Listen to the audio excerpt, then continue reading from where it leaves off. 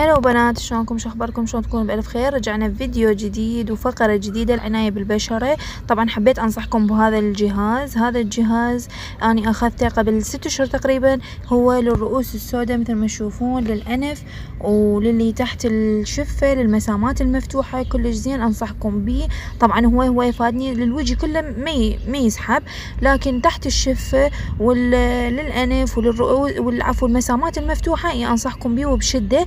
يسحب والسحب مالته كلش قوي، وهو يشتغل طبعا على البطارية، فحبيت انصحكم به. هو العناية بالبشرة، يجي وياه هذه الرؤوس كذا واحد باعوا هذني 3 احجام، ويا فلاتر هماتين. فلهنا أنا حبايبي حبيت انصحكم به وحبيت افيدكم مثل ما اني استفادت. طبعا هذا شكل الجهاز من الداخل مثل ما جاي تشوفونه.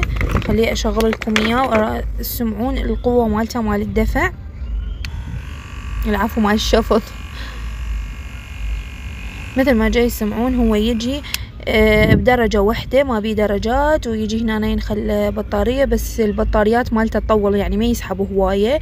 وبيه رؤوس مثل ما قلت لكم للوجه كله تقدرون تستعملوه. انا استعملته، بس كل ما اسوي سكين كير للوجه استعمله شوية، يعني احس ينطي فرق للبشرة. لكن للرؤوس السوداء كلش انصح بيه، السحب مالته كلش قوي وعالي. فانتم انصحكم انه تجيبون الاصلي. ولهنا انا حبايبي ان شاء الله يكون عجبكم الفيديو، واقول لكم في امان الله ورعايته.